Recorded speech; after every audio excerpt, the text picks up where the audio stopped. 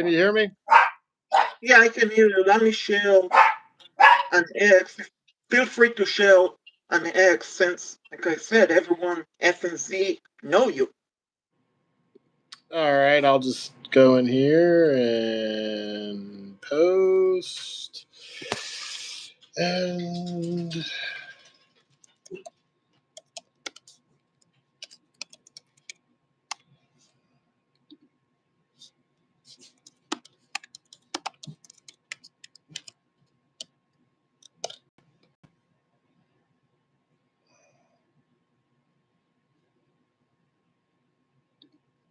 all right.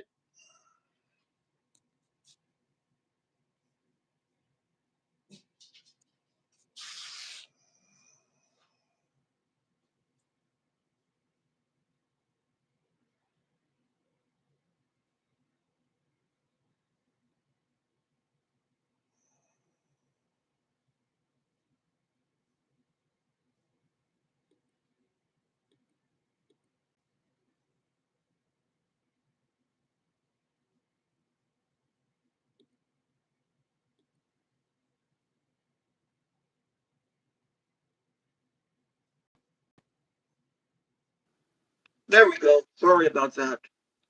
All Sorry good, about man.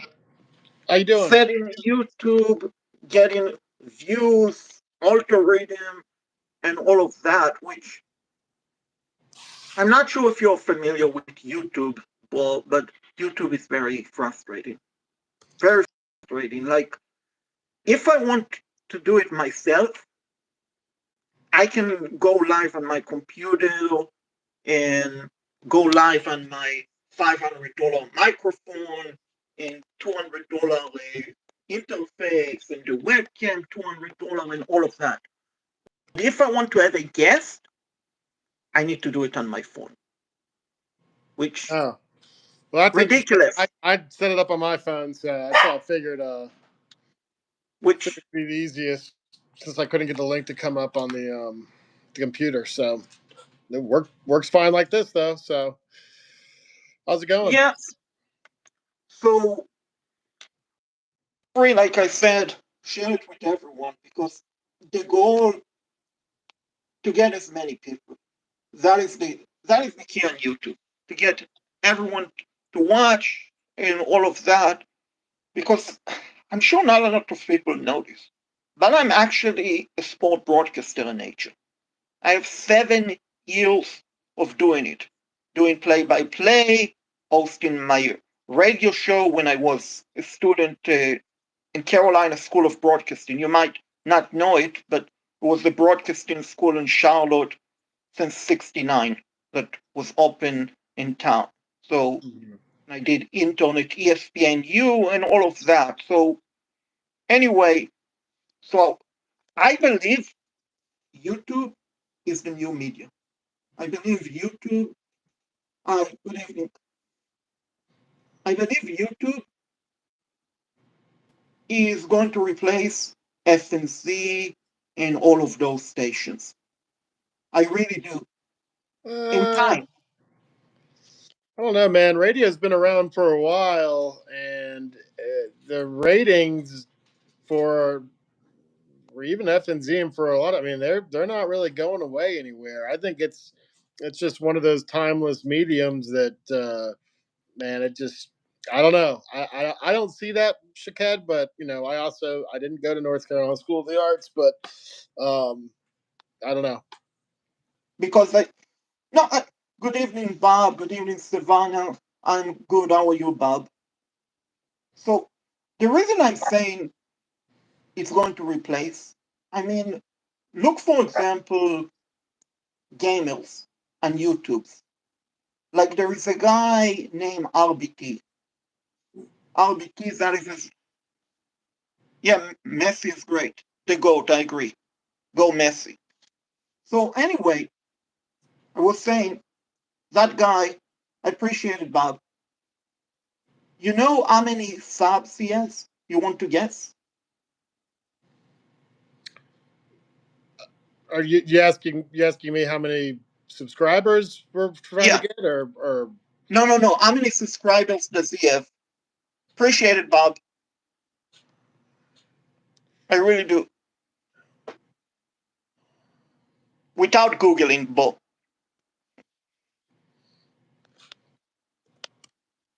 You want me to tell you? No, go ahead, please. I have no idea. Million and a half. Million and a half. One That's million and a half.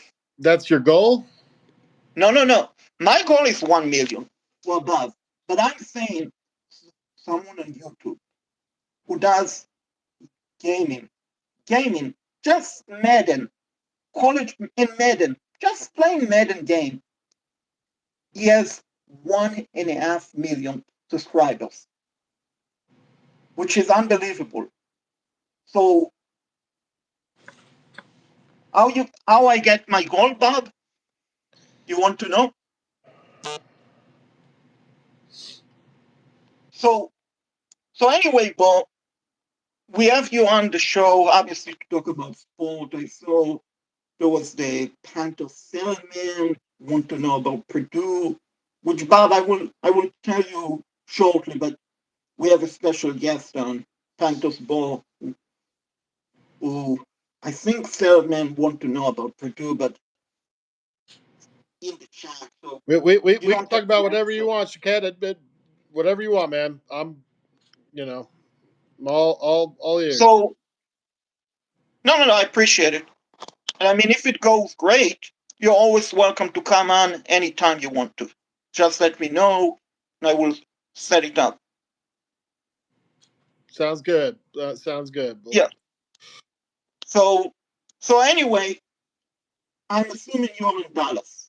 So you've been in Dallas, Bo. What is the reaction in Dallas? Start with the Cowboys because I think, and you know, I don't like the Cowboys, but I really think they made a terrible hire hiring Brian Schottenheimer. It's a terrible hire which Jerry Jones interference. Well, a lot of, I mean, and I'm sure you're pretty, clued in on what the media is saying, and I think it's what the narrative is Jerry Jones hiring people that are kind of like yes guys, and is he more interested in getting his name on the news headlines? Is he more interested in um, you know being a part of that kind of news cycle, or does he actually want to win? Is he doing the all the things he can as an owner to give the Cowboys their best shot at winning? Just that is a great thing. So yeah, T-Bone. Obviously, we accept questions from the audience. You can direct a question to me or to Bo. And Bo, are you able to raise the volume because on your end because my phone volume is as high as it can be, and I can barely hear you. Luckily, I have great ears, but still, Let me see if I put my headphones in, if the speaker on there is better. 1 second. sure. Congratulations, Bob. All right. Can you hear me better or worse? The same. We'll, we'll figure it out the next broadcast and so on. I guess I got to invest in a speaker. I got to get the setup like you got. You got all the all the fixings over there. No, I know. I mean, next time if you want. Yeah, we are expecting question, Bon. We are Bring expecting it, bring question. it, bring them on. Yeah, all audience questions are appreciated for sure. If they're appropriate, because I did streaming earlier. I did streaming earlier on my phone since it was a boring day in Charlotte. I mean, we got some.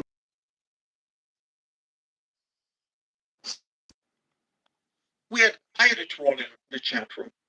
Basically, a troll. Well, I'm not going to mention who it was because I deleted it and I don't know who the heck it was, but probably a Duke fan. Probably a Duke fan, which, if you know why I'm saying that, You know who I like as my favorite team? UNC. They're kicking some butt tonight, man. Yeah, I mean, hold on. We got 12:45 left here, and they got a nice little 24-point cushion. It looks like. I mean, 22-point cushion. 20. Yeah, that's right. So, I mean, they're looking pretty good, man. I don't know. They're gonna have to do something special though if they're gonna make that tournament. Yeah, I agree. They will have to run the table, then beat Duke. Which, speaking of Duke and the Hornets, I know he's playing for Duke, but I want a Cooper flag on the Hornets. I really do. Even though he's playing for Duke. I wouldn't get your hopes up, man, for a couple of things. Number one, it looks like he might not even be interested in leaving after this year. I think the report that came out this week was that he was interested in staying at Duke for another year. And that's just one obstacle you have to avoid. The other obstacle is even if we tank all the way down, there's still not a guarantee that, we're going to be the right ping pong ball or the right, luck, I guess you'd say, that we're going to get, somebody. So, I mean, I would say that the percentages of getting Cooper Flag are probably pretty low, but I mean, there's still. I don't think the Hornets are just one guy away. They've got some other pieces that they need to get in order to be a contender, and I think a lot of those things, are probably going to have to be some actual like guys that can stay healthy. And I know we've had a lot of freak injuries, stuff that you can't really put it on one thing or another, but we got to see these guys when they can all stay healthy for a season. Um, it's just it's like rinse, repeat, recycle, whatever you want to say. It keeps it going again and again and again. And that's like the Hornets every season. It's can they stay healthy, and how long will that last? Yeah, I agree. The question is, in your opinion, is Travis T-Bone Hancock is asking a question, and T-Bone, Mabel might want to have a word with you. She might want to have a word with you. I know she's 89 years old and all of that, much older than you at the moment, but she definitely will want to have a word with you after seeing that question in the chat room. So anyway, do you think the NBA draft is rigged? The reason I'm asking, I look at the Pelicans a couple of years ago.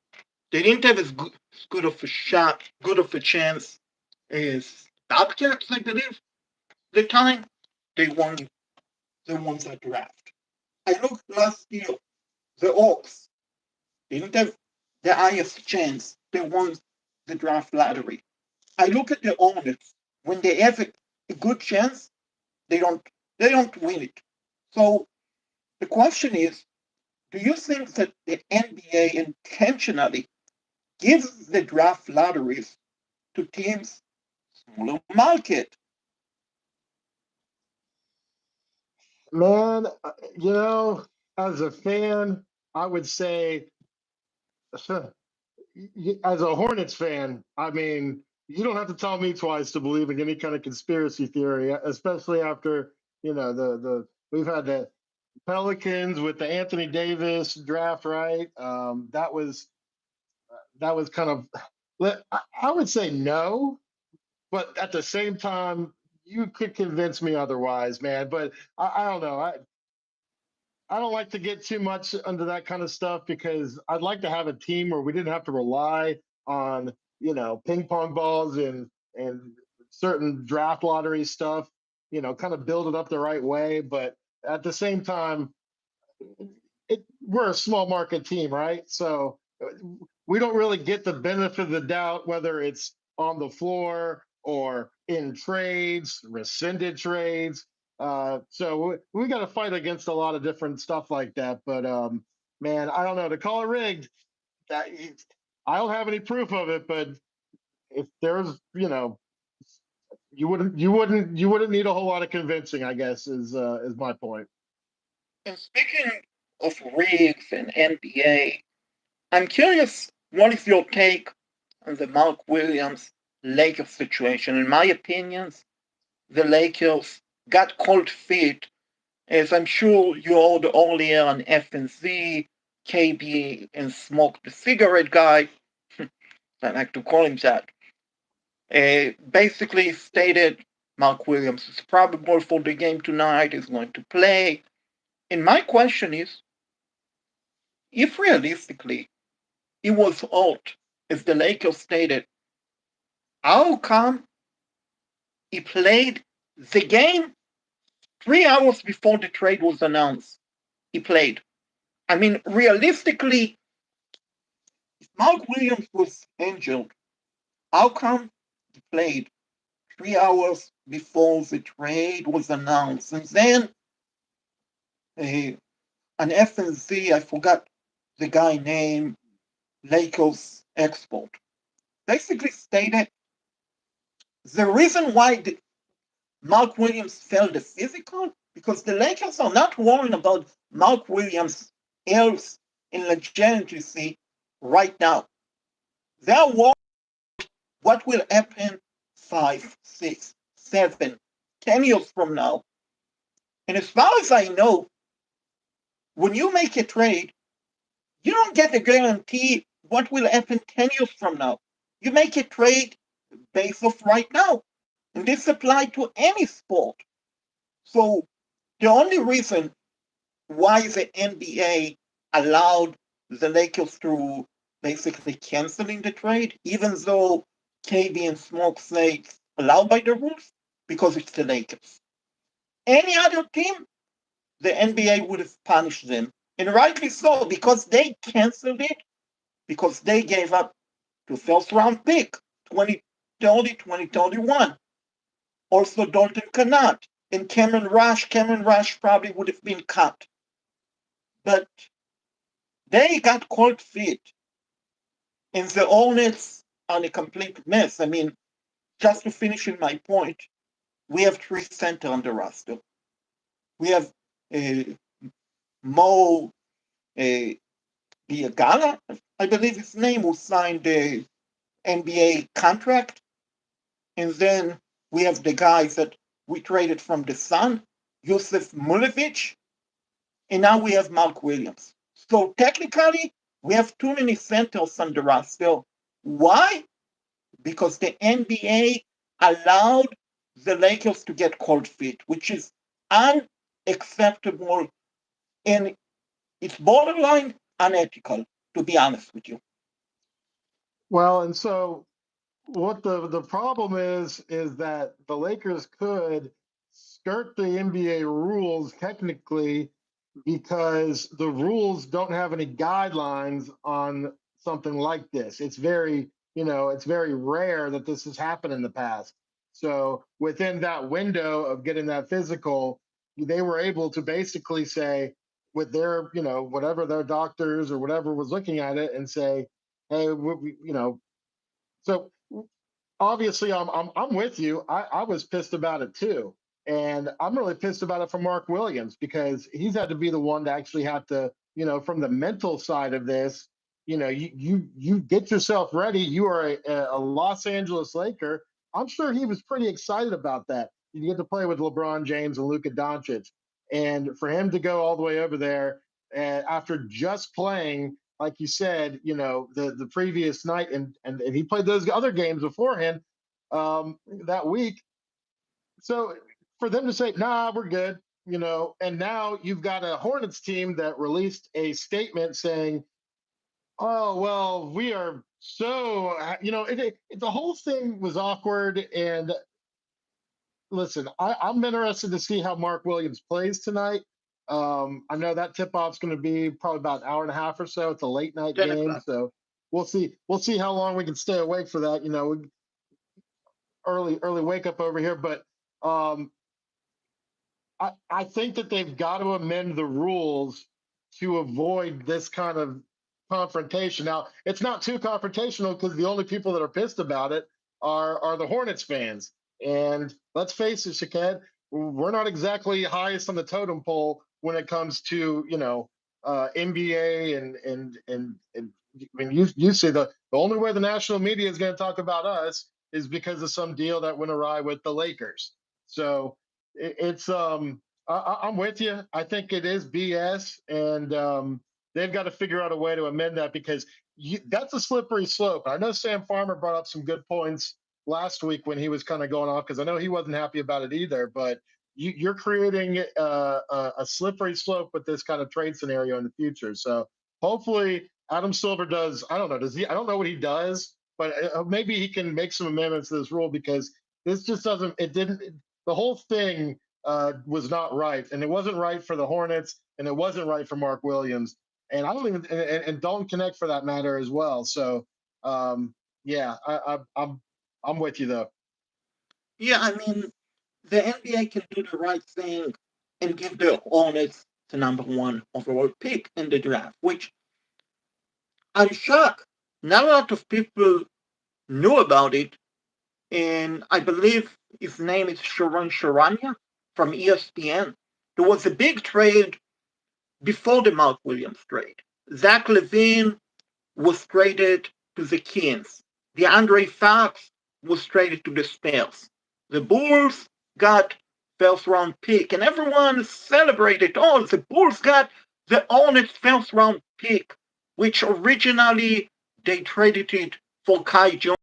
Well, I believe Kai Jones is not in the NBA anymore. And with the earlier pick, they drafted James Bouknight, who's in the G League. But not a lot of people know that this is the year the Hornets don't make the playoff. Guess who kept that pick? Charlotte Hornets. And they made the playoff. We wanted a first round pick. So I'm surprised not a lot of people knew about it, which shocking to me. But anyway, you talked about Hornets not getting love. I feel like, honestly, from national media, even the Panthers, not getting as much love as they should.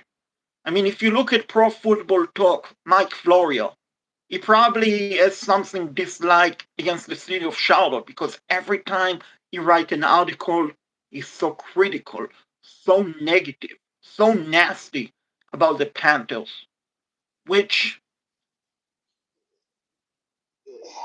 Sorry, go, no, go you. ahead, please.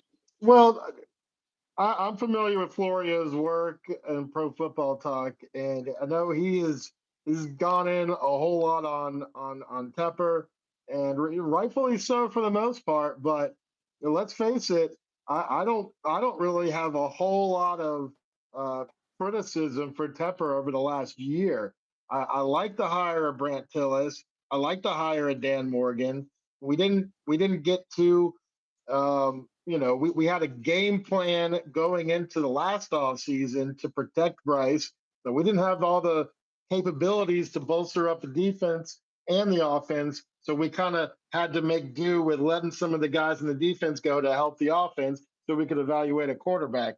And at the same time, you can only evaluate a quarterback as much as you can when you can't play complementary football because your defense has now been decimated. So they had a clear plan. They executed it. We knew it wasn't going to be especially when the injury bug hit because we didn't have any depth. But to back to your point about Florio and the national writers, they're going to keep on hammering away at the Hornets because they're an easy target because we've had a history of a meddling owner, and they're basically going to keep doing that until we win. And that's just the bottom line. Yeah, It is what it is. You as as everyone's been saying lately, you are what your record is. And I wouldn't say I'm negative or anything like that on what the Panthers are doing right now, but I'm saying from their perspective, the people that aren't following the team as closely as we are, yes, we are an easy target, and they're going to keep on, writing their hit pieces as long as we're not competing for, playoffs. but you, not like devil advocate, but you mentioned the Panthers and David Tepper. Look at the Cowboys. I mean, in my opinion, Jerry Jones is more of an interfering type of an owner than David Tepper. David Tepper, IR Huh. general manager. David Tepper does not have a show on WFNZ or anywhere else where he go weekly and speak up his mind. Jerry Jones in Dallas, I could be mistaken, but I believe he has a show on the sports radio station in Dallas every Tuesday. He go on, and they cannot ask him tough questions because he's the boss. Jerry Jones does not have a general manager, so basically there's no one between the coach and Jerry Jones. Jerry Jones, it's Stephen Jones, it's the entire Jones family. Now, the reason why the national media does not talk harsh about the Cowboys, it's nothing to do with winning, in my opinion. It's because of the rating. Because back in the 80s, before my time, and the 90s, and all of that, basically the Cowboys were winning. So they got the assumption that the Dallas Cowboys are America's team. But in my opinion, they are not America's team. They are Dallas team. But because of that, A, they will be playing on prime time. They can be winless. Guess who will be playing on prime time? The Dallas Cowboys. Guess who will be on Sports Center and all of the sports show talking about the Dallas Cowboys. So, like I said, the reason why Jerry Jones is not getting any hit as he should, because he's the Cowboys. Now, David Tepper, in my opinion, he did a great job. He did a great job firing Matt Rule. He did a great job not keeping Frank Reich. He did a great job. Everyone said David Tepper interfere. But he did not. And where I'm originally from, it's very common. It's very common for head coaches to be fired after 5, 6 games. In a soccer season that I'm talking about 30 games. Why? Because they don't have patience for losing. So in my opinion, David Tepper was great. I know American culture and sport cultures, you expect the coach, pardon me, you expect the owner not to interfere. But in a different culture, Tepper did the right thing. Yeah, and I mean, Jerry Jones gets a lot of slack. I mean, he gets a lot of I would say negative publicity. I mean, the fans aren't happy with Jerry. Don't get it twisted. Dallas fans are pretty upset about this off season. There was a lot of questions about, hey, are they going to actually get Deion Sanders? Are we going to, and so to settle for Schottenheimer, who's, you just know there's another Jerry connection in there, and um, uh, I don't know. I'm rooting for Schottenheimer. I like that guy. If you listen to him in press conferences, he seems like a good dude. So I can understand he's got a family to feed. It's not like you're a head coach in the NFL. I'd take the job. I don't care who's. You're still getting paid, and you still getting NFL players that you know they do have some good pieces on that team. They've got some stuff they've got to address in this offseason. But from what I'm hearing from Cowboys fans, they're not sold on Dak. They don't like the contract they gave Dak, which it's easy to say now considering he got injured right after he got paid. But it wasn't. I mean, I don't know. They've got some issues over there for sure. And yeah, if you want to talk about fans with, um, you know, I'd say just not much hope that things are going to turn around because of exactly what you just said about Jerry Jones and the way he runs that organization. Um, yeah, that's where they're standing at. And I know we see a lot of the wild and crazy Cowboys fans. I've actually become friends with a lot of them around here, and there's some really good folks from the area as well that just want to watch winning football. So just like any city. You're going to get the crazies, but you've also just got some people that are just like, man, it's the same old Cowboys, just like they say, same old Panthers. So um, the good news for us is that we've got evidence, like you were talking about, that Dave Tepper has changed his entire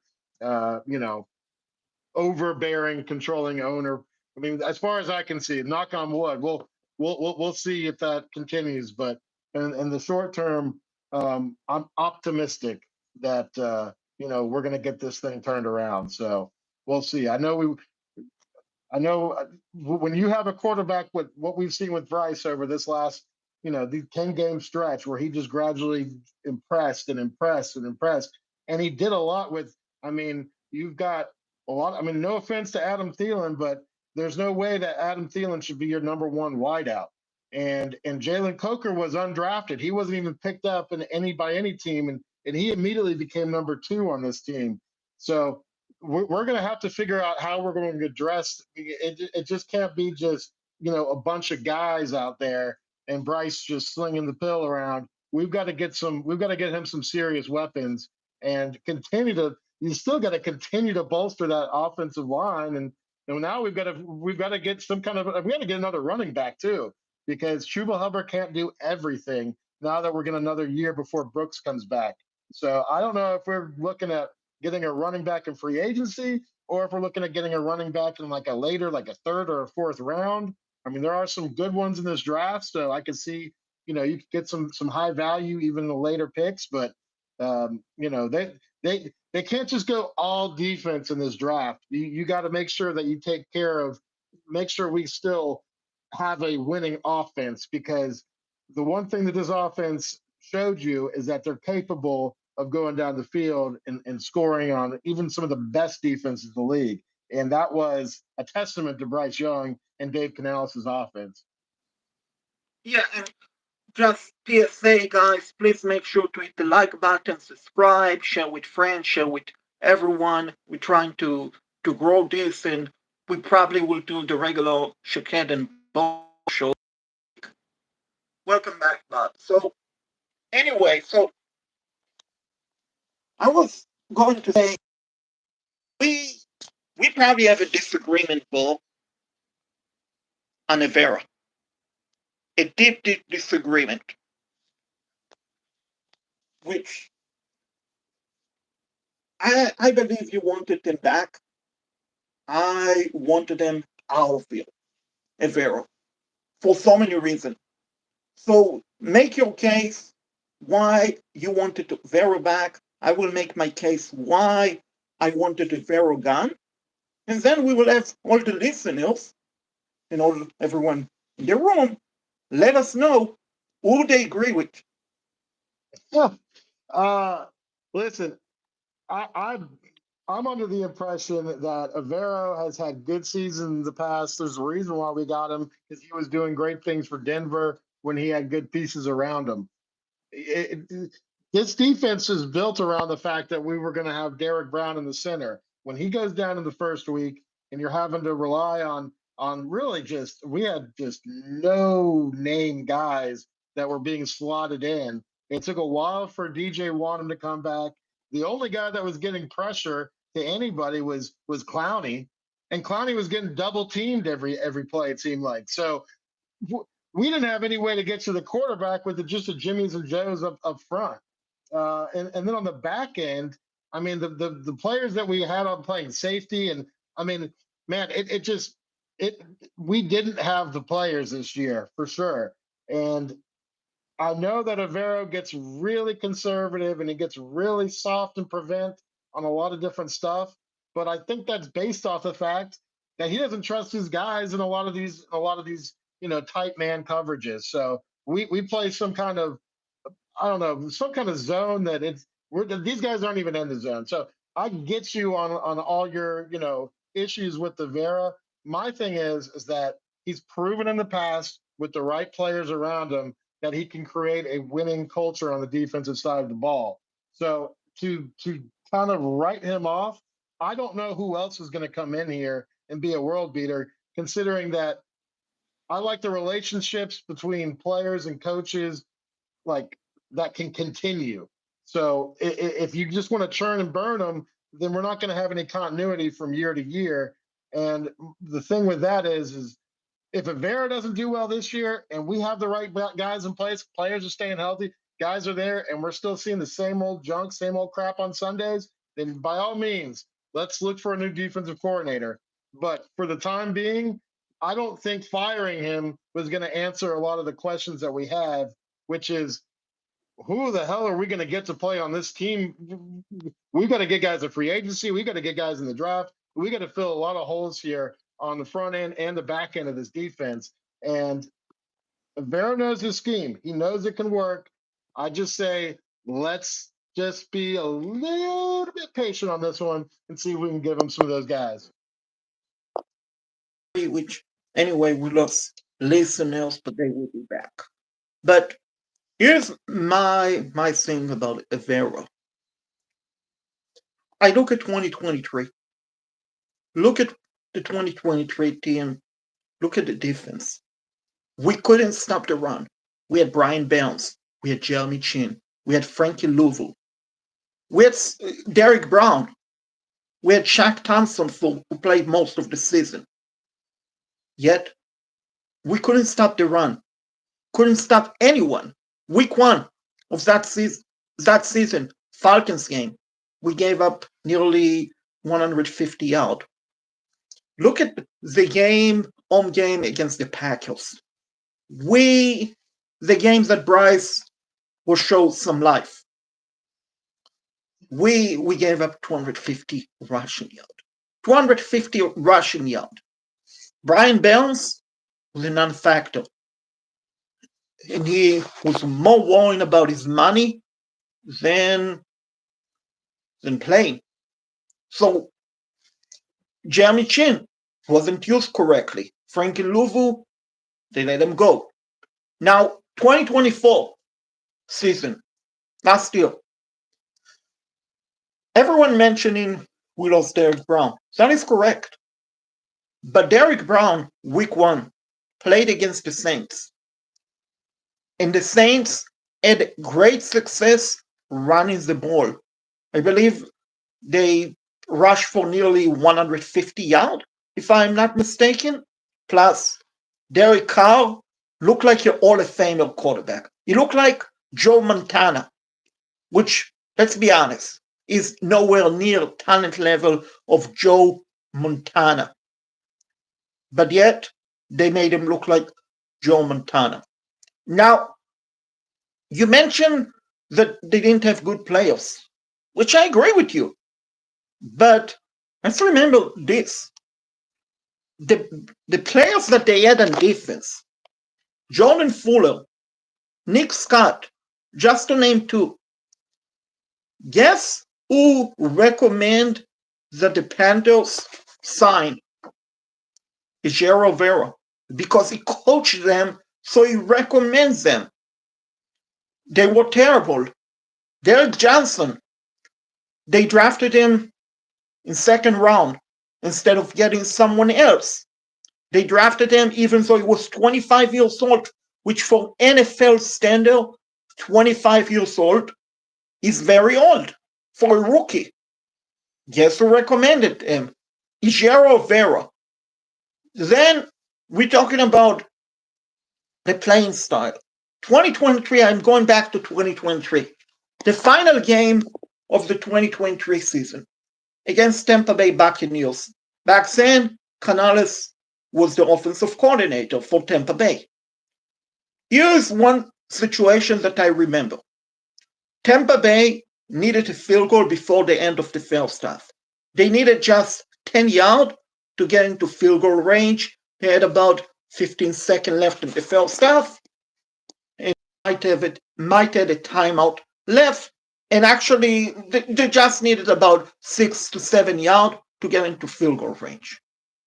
The Panthers, instead of realizing that Tampa Bay just needs 6 freaking yards to get into field goal range, they played Hail Mary defense. So everyone stood back 15, 20 yards back. Guess what happened? Tampa Bay got a field goal. And they won that game, I believe, 10-0, if I remember correctly. Something like that. Then, let's go back to this year. We couldn't stop the run. Which, injury. Part of it, I believe, is effort. We didn't play tough, which is unacceptable in my opinion. You don't play tough, you don't get a paycheck. You don't get paycheck, you are not on this team. End of story. But I look at the Tampa game, the first games that we played this season. Panthers up by 3 points. Panthers up by 3 points. Tampa Bay has 30 seconds left in the game. Tampa Bay has 3 timeouts left. Tampa Bay get the ball to start it off, 25-yard line. And what we did in that particular drive, we played prevent. We allowed Mike Evans to pick up 17 yards. Then Baker Mayfield, another 15 yards. Then with 6 seconds left before the game end, we allowed Baker Mayfield, instead putting the defender closer to the line of scrimmage, potentially prevent Baker Mayfield from getting what he needed. We played soft vanilla defense. We dropped everyone back like we are playing goal line defense. When Tampa Bay, all they needed is field goal. They got a field goal. We know what happened in overtime and all of that. So, yeah, Rivera didn't have the talent last year. But coaching-wise, he's not a good coach. He is overrated, in my opinion. He really is. Well, time will tell. We'll have to see what happens this year. I don't have much else to add on that part. Yeah, we will see. So I don't know if you want to keep on going or end it for the night and do another time. Yeah, I know my wife's going to be coming home soon, so I'm going to probably start making some dinner. Matt, I thought we hit on a lot of things. I enjoyed you having me on, Shaked. I enjoyed the sports talk. Sure, and anytime. Like I said, feel free to DM me.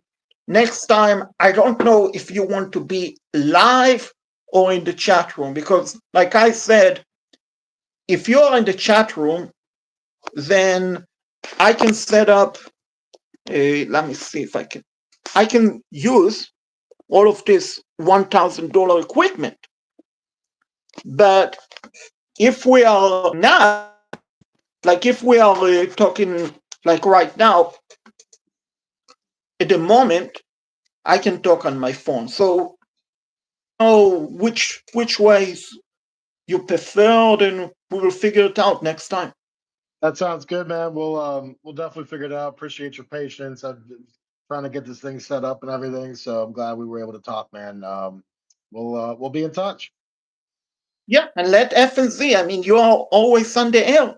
Let KB, everyone, find out about this YouTube and join the movement, the fun movement. That sounds good, man. All right. Be well, man. Have a good evening. You too. Bye.